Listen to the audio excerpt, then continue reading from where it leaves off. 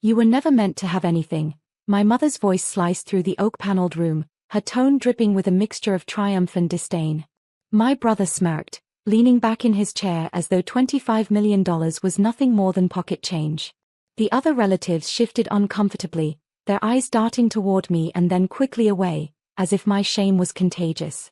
I sat frozen, my palms pressed into my lap so hard the nails dug crescents into my skin. The lawyer's monotone voice had just confirmed what I feared. Everything, every cent, every property, every symbol of my parents' legacy, had gone to him. To my brother. And me? I had been written out like I never existed. Maybe now you'll finally stop asking for things, my mother added, twisting the knife deeper. My father gave a low chuckle, the kind of laugh that said I was a burden finally cut loose. Hi everyone, my name is Danielle, I'm 27. And right there in that suffocating room, a single thought burned through me like fire. Why does family betrayal hurt more than a stranger's cruelty? The heavy velvet curtains trapped the stale scent of old perfume and polished wood. My brother adjusted his suit, his gold watch catching the light, a watch I had once bought him when I thought he cared.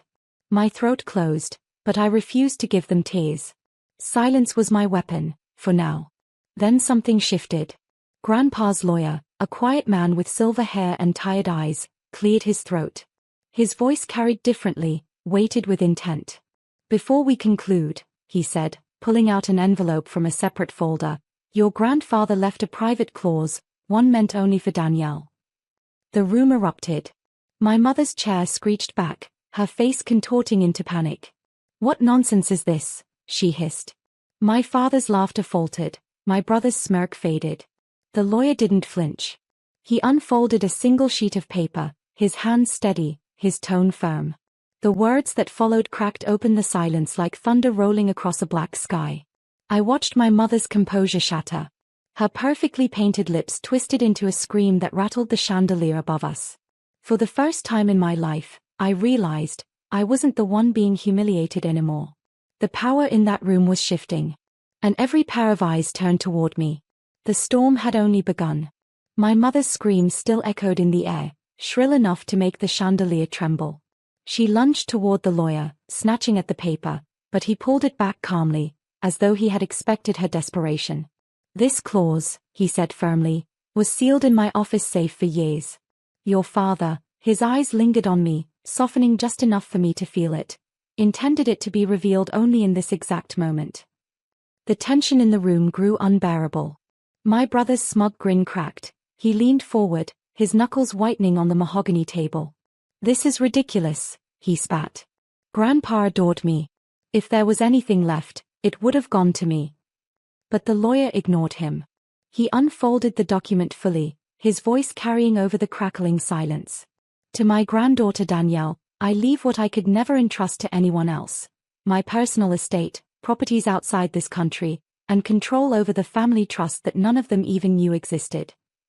Gasps burst through the room. My father's jaw clenched. My mother's face drained of color. My brother slammed his fist on the table, his voice breaking. This isn't legal. It can't be.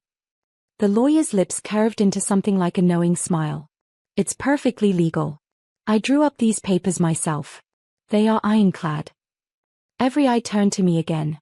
Heat rushed through my body, but I sat still, absorbing the chaos. For years, I had been the shadow in this family, the afterthought, the mistake. And now, in one stroke of ink, my grandfather had flipped the entire balance. My mother's scream turned into a choked sob.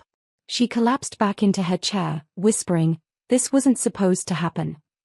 My father's silence was worse than rage. He looked at me as though seeing a stranger he could no longer control. I inhaled deeply, the weight lifting just enough to let my voice break through the noise. Maybe Grandpa knew the truth about all of you. And as I spoke, I realized I wasn't powerless anymore. The room wasn't theirs. It was mine. The room pulsed with silence after my words, like the air itself had thickened. My brother's chair screeched as he shoved it back, his face twisted with fury. "You think you deserve this," he snapped, pointing at me as if I were a criminal. "You've done nothing for this family. Nothing." My lips parted, but before I could answer, the lawyer placed the sealed envelope on the table. "This is more than money or property. Inside are documents your grandfather prepared, proof of mismanagement, hidden accounts, and who was really responsible for draining the family fortune. My father shifted uncomfortably. His hand twitched near his cufflinks, a nervous tick I had never seen before. My mother's eyes flickered in panic, darting between the envelope and my father. That was when I realized, they weren't afraid of losing the money. They were afraid of being exposed. I leaned forward slowly, my voice low but cutting through the tension. Maybe Grandpa finally gave me the one thing you could never buy, the truth. My mother shot up, trembling. You have no idea what you're talking about. He's trying to destroy this family even from the grave. Her words cracked, desperate, unraveling the mask she had worn my whole life. The lawyer slid the envelope toward me. It belongs to Danielle. By law, she alone decides what to do with it. My brother lunged across the table, but my father's arm shot out, stopping him. That silence between them was heavier than any argument. They knew. They both knew. I picked up the envelope, its weight far greater than paper should ever hold. My fingertips tingled, my chest tightened, but I didn't waver. I looked each of them in the eye, one by one, the brother who sneered, the mother who mocked, the father who dismissed me. And then I smiled. Just slightly. Because for the first time, they were the ones who looked small. And I was the storm they never saw coming. My fingers traced the edge of the envelope, its seal still unbroken. The weight of their stares pressed down on me, but for once, I didn't feel crushed by it, I felt lifted. Every breath they took was shallow, waiting for me to open what my grandfather had left. Danielle, my father said finally, his voice low, dangerous, almost pleading beneath its steel. Be reasonable. Don't let some old man's paranoia drive this family apart. Whatever's in there, it won't change the truth. I tilted my head, my voice steady. Whose truth, Dad? Yours, or his? The lawyer gave me a subtle nod, as if reminding me this moment was mine to command. I broke the seal slowly, the tearing sound echoing like thunder in the suffocating silence. My mother whimpered, clutching my brother's arm as if bracing for impact. Inside were stacks of papers, meticulously signed and dated. Deeds to properties I never knew existed. Banking records from overseas accounts.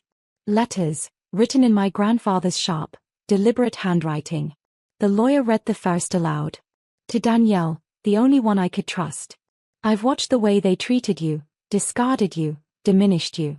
What they never knew is that I built a fortune beyond the family's reach. It belongs to you now, because you are the only one with integrity strong enough to carry it. My mother gasped, her face pale, her lips trembling.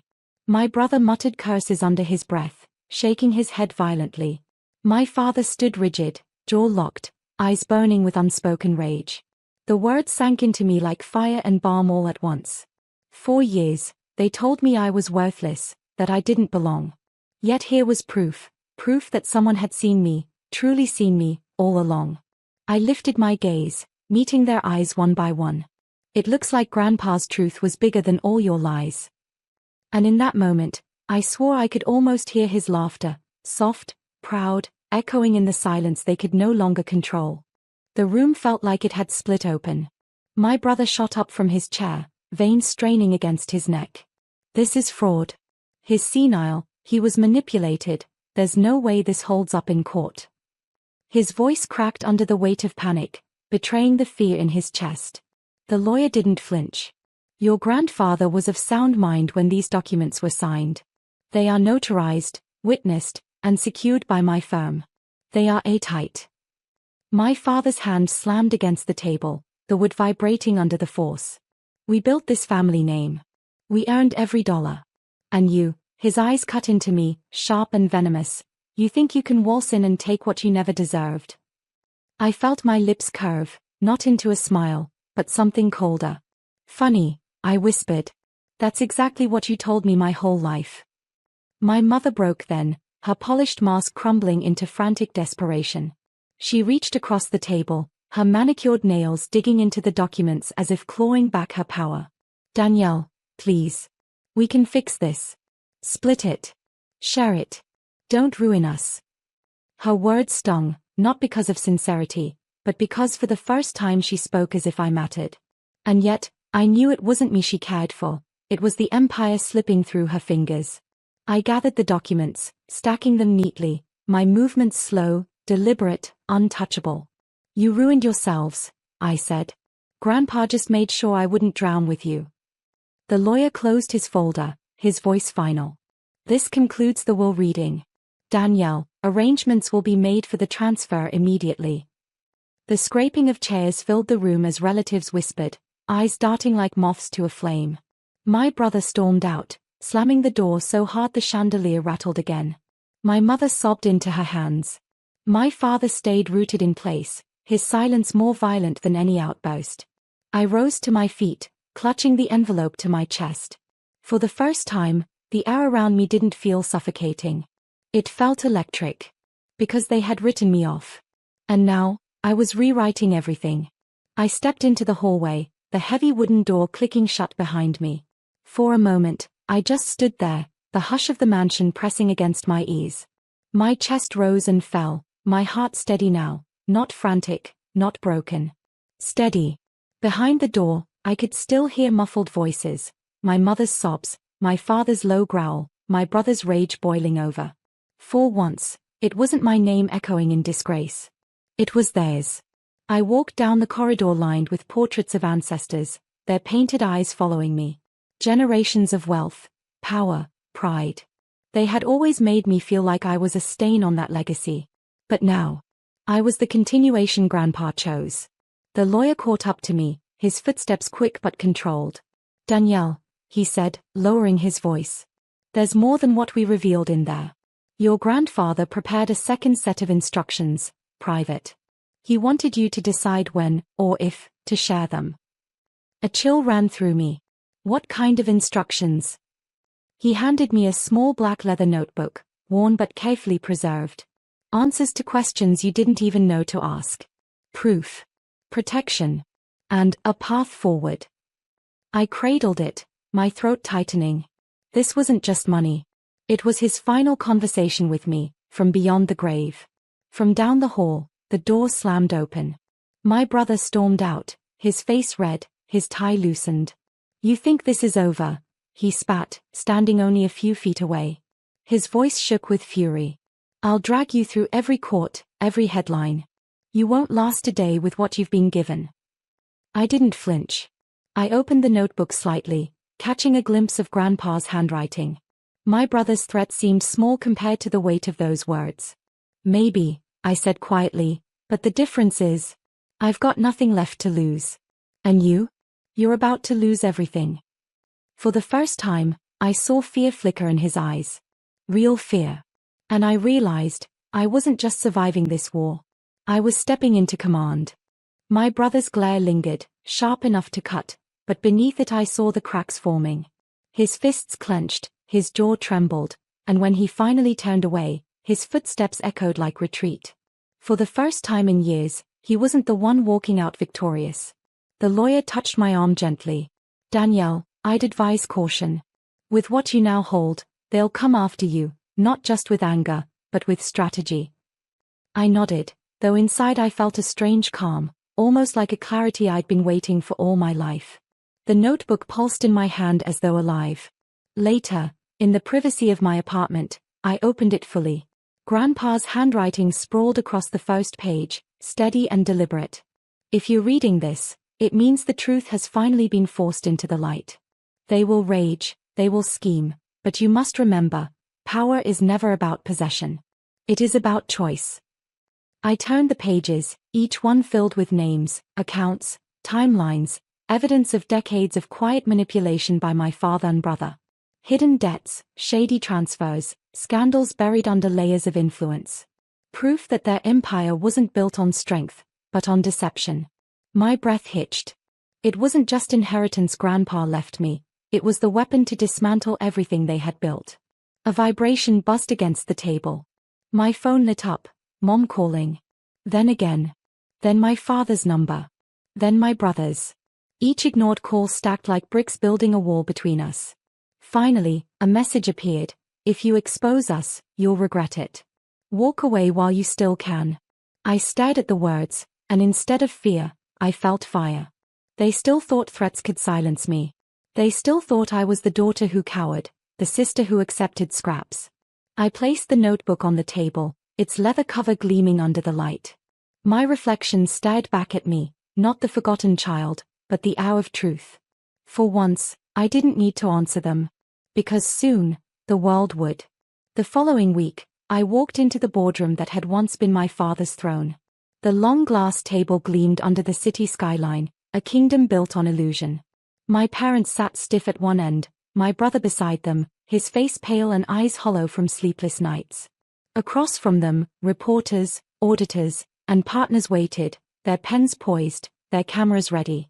I placed Grandpa's notebook gently on the table. My voice was steady, calm, measured. For years, I was told I didn't deserve anything. That I was nothing. But the truth, I opened the notebook, spreading out the evidence for all to see, was never theirs to control.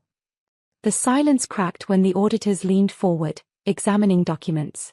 Gasps rippled as hidden debts, fraudulent accounts, and buried scandals spilled into daylight.